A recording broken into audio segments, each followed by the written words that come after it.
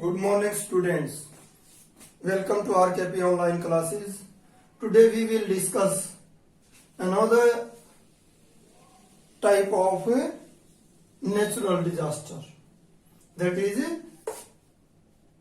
tropical cyclone. A tropical cyclone is a violent storm of circular moving winds having low pressure at the center, surrounded by high pressure area from the all sides. बेटा जो tropical cyclones होते हैं ये भी एक tragedy create करते हैं, destruction करते हैं, ये भी वायलेंट होते हैं और जो कोस्टल एरियाज हैं उन पर ये एक डिजास्टर का कारण बनते हैं। तो अब हम इसके बारे में डिस्कस करते हैं। ट्रॉपिकल साइक्लोन क्या होता है? वायलेंट स्टॉर्म होता है और ये नॉर्मली जो वार्म सीजन होता है उसमें ये अक्कर होते हैं ट्रॉपिकल साइक्लोन। और ये सर्कुलर मूविंग विंड होती है जिसका जो सेंटर होता है, सेंट्रल जो पार्ट होता है वहां पर लो प्रेशर एरिया होता है, एयर का लो प्रेशर होता है, but it is this low pressure area is surrounded by high pressure areas. और उसके सराउंडिंग में क्या होता है बेटा? हाई प्रेशर एरिया होता है। तो इस तरीके से जो wind move from outside to the inward toward the centre of the cyclone. Okay, तो बाहर से भीतर की तरफ विंड मूव करती है। अभी हम डायग्राम के द्वारा भी आपको समझाएंगे। तो अभी मैं इसके बारे में कुछ इंफॉर्मेशन आपको दे रहा हूं। ट्रॉपिकल साइक्लोन कहां पर अक्कर होते हैं? Tropical cyclone normally occur in tropical regions, tropical zones and nearby subtropical areas, mainly in tropical zone between 30 degree north to 30 degree south latitudes. In 30 degree north और 30 degree south latitude के बीच में ये cyclone occur होते हैं। और एक cyclone का जो एरिया है वो कितना हो सकता है? साइक्लोन का एरिया 500 किलोमीटर से 1000 किलोमीटर हॉरिजॉन्टली एरिया ये हो सकता है। हॉरिजॉन्टली अर्थ सरफेस पे ये हो सकता है और वर्टिकली 12 टू 14 किलोमीटर अप इतनी हाइट तक इसका एक्सटेंशन पाया जाता है ट्रॉपिकल साइक्लोन का बेटा।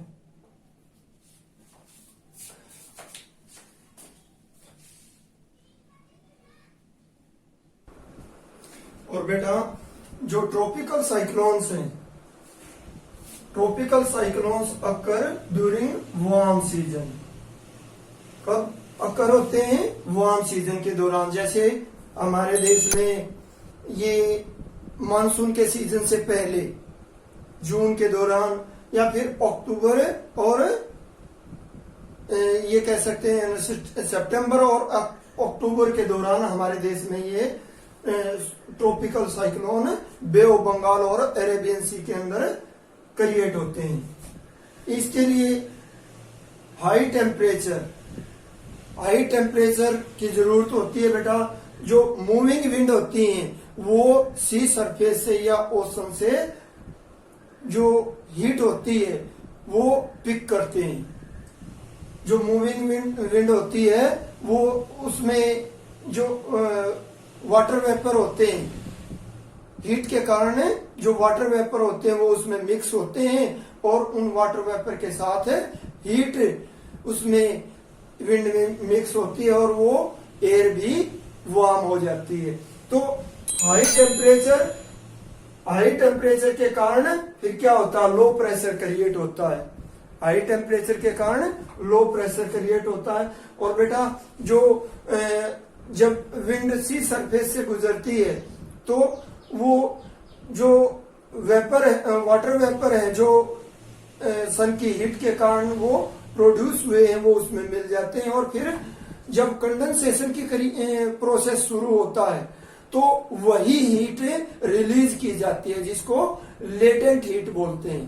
क्या बोलते हैं? Latent heat.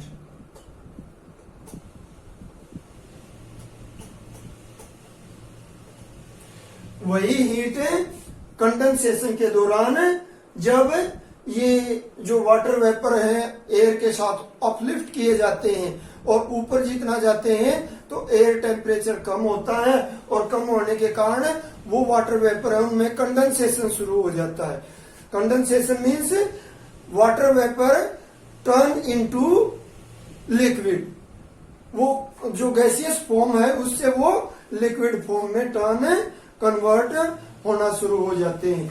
और इस तरीके से कंडेंसेशन के दौरान लेटेंट हीट रिलीज होती है। Latent means hidden. Latent means hidden. जो वाटर वेपर में वो हीट छुपी हुई थी अब वो रिलीज होने लगती है और हाई टेम्परेचर हो जाता है। हाई टेम्परेचर के कारण लो प्रेशर क्रिएट हो जाता है। these two phenomena are interconnected.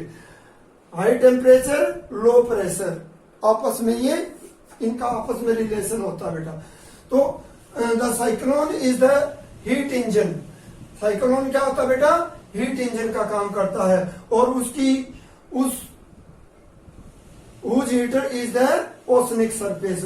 और उसका जो हीटर होता है उस इंजन को जो हीट है एनर्जी कहां से मिलती है? ओशन सरफेस से। जैसा कि मैंने बताया जो वार्म ओशन सरफेस है जहां पर वाटर वेपर बहुत ज्यादा क्वांटिटी में पाए जाते हैं वही इसका एनर्जी का सोर्स होते हैं।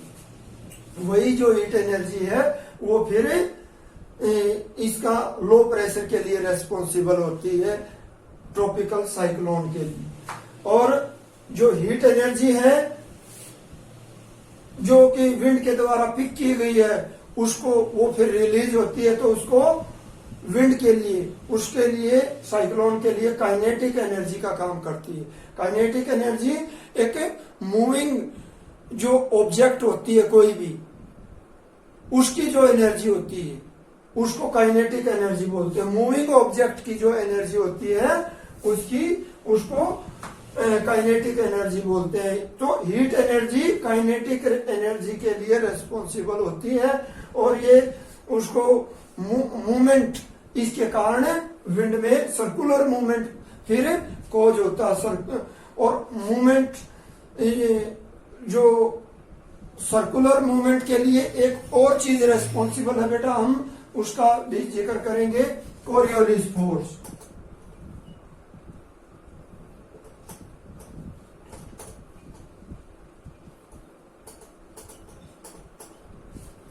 Coriolis force. Coriolis force earth की जो रोटेशन है उसके कारण कोई भी मूविंग ऑब्जेक्ट है जो कि स्पेस में मूव कर रही है वो डिफ्लेक्ट होती है बेटा। उस पर रोटेशन का असर पड़ता है, वो डिफ्लेक्ट होती है नॉर्थर्न हेमिस्फीयर में राइट की तरफ और साउदर्न हेमिस्फीयर में लेफ्ट की तरफ वो कोई भी ऑब्जेक्ट मूव होती है। ऐसे ही जो विंड है वो भी डिफ्लेक्ट होती है राइट की तरफ। और यही इफेक्ट जो कोरियोलिस फोर्स है जिसको हम इफेक्ट भी कहते हैं वो विंड को सर्कुलर एंटी क्लॉकवाइज मूव करने के लिए रेस्पॉन्सिबल होता है। जो ये ट्रॉपिकल साइक्लोन है ये नॉर्दर्न हेमिस्फीयर में एंटी क्लॉकवाइज मूव करते हैं सर्कुलर मोशन में। Okay,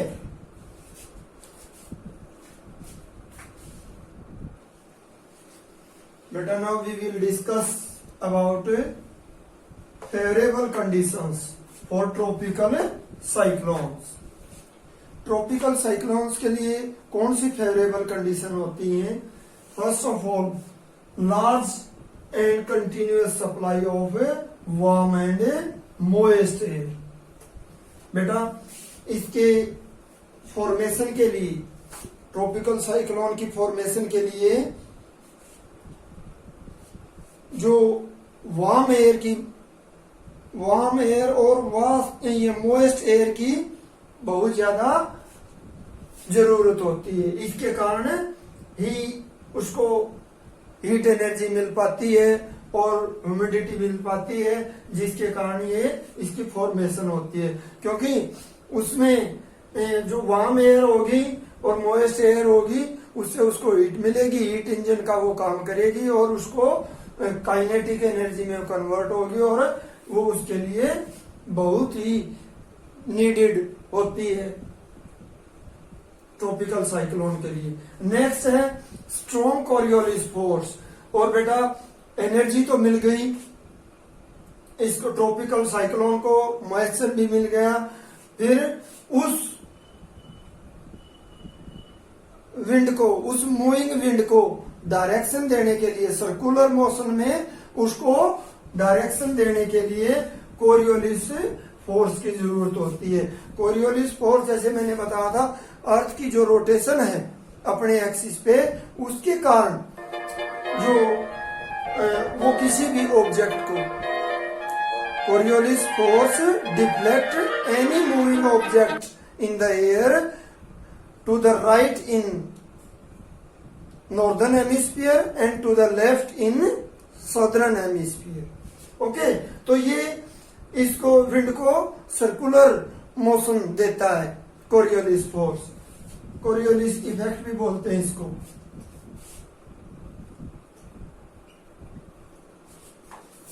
third is unstable atmospheric conditions. जो एटमॉस्फेरिक कंडीशंस है वो स्टेबल नहीं होनी चाहिए, अनस्टेबल होनी चाहिए।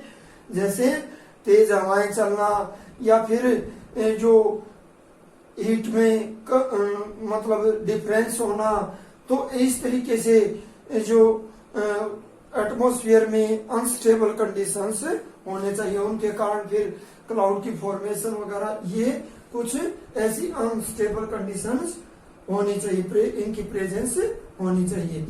Absence of strong vertical wind wave. Strong vertical wind wave, देखो बेटा वर्टिकल विंड वेव जो होता है वो क्या करता है, it changes the velocity and, ये कह सकते हैं बेटा speed and direction of wind with the increase of altitude.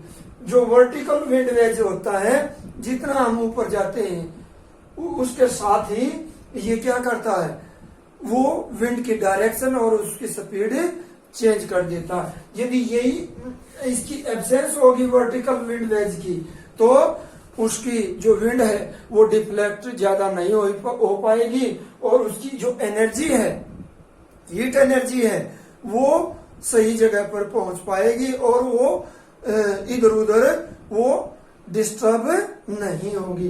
तो इसकी भी जरूरत है। ये 4 कंडीशंस है बेटा जो ट्रॉपिकल साइक्लोन की फॉर्मेशन के लिए रिक्वायर्ड होते हैं। ओके,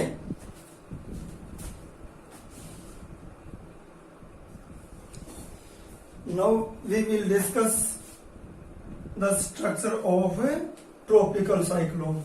बेटा अब हम ट्रॉपिकल साइक्लोन के स्ट्रक्चर के बारे में डिस्कस करते हैं। Tropical cyclones have large pressure gradient.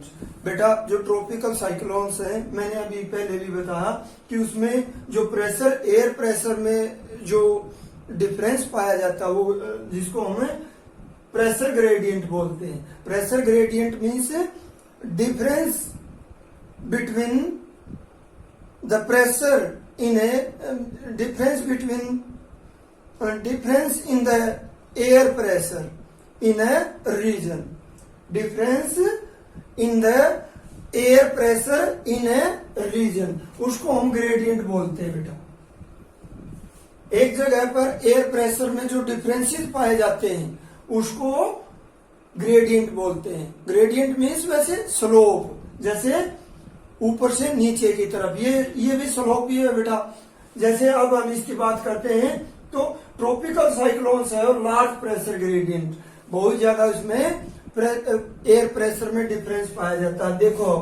देखो जो ये आउटर जो आइसोबार है, इसको प्रेशर को शो करने वाली जो लाइन होती है मैप पे दिखाई जाती है उसको हमें आइसोबार बोलते हैं। मिलीबार में ये प्रेशर मेजर किया जाता है। तो ये कितना है यहाँ पर 968, नेक्स्ट 964, नेक्स्ट 960, 956। इस तरीके से ये प्रेशर में लगातार डिफरेंस हो रहा है और इसको क्या कहेंगे हम, प्रेशर ग्रेडियंट। ओके, तो पहली बात तो pressure gradient, large pressure gradient होना बहुत जरूरी है। तो उसके कारण इसका ये स्ट्रक्चर बनता है, जैसे सेंटर की तरफ लो प्रेशर और आउटवर्ड हाई प्रेशर होता जाता है। तो और the centre of the cyclone is warm and low pressure. जो सेंटर होता है वो वार्म रीजन होता है बेटा। सेंटर ऑफ द साइक्लोन क्या होता है, वार्म होता है और लो प्रेशर होता है। L for low, low pressure को शो करता है बेटा ये। और जो रोटेशन है, अर्थ का रोटेशन है, उसके कारण ये विंड डिफ्लेक्ट कर दी जाती है। जो विंड की डायरेक्शन ये रेड पेन से मैंने दिखाई है, इसमें ये दिखा रही है कि ये जो ट्रॉपिकल साइक्लोन है नॉर्दर्न हेमिस्फीयर में एंटी क्लॉकवाइज या काउंटर क्लॉकवाइज, एंटी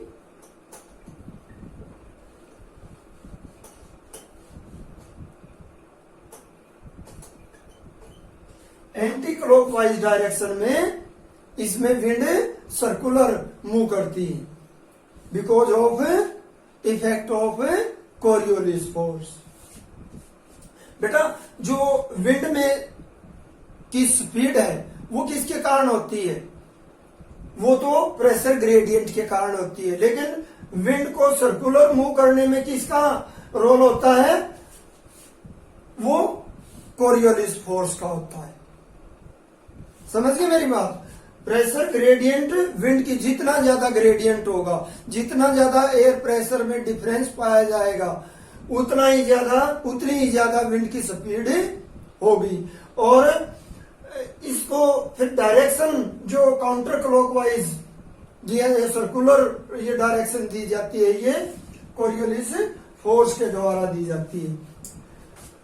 और जैसे देखो मैंने लिखा भी है, the lower the central pressure the faster the wind speed. जितना ज्यादा लो प्रेशर सेंटर में होगा उतना ही ज्यादा विंड की स्पीड होगी, यानी कि ग्रेडियंट जितना ज्यादा होगा एयर प्रेशर का उतना ही ज्यादा ये विंड की स्पीड होगी।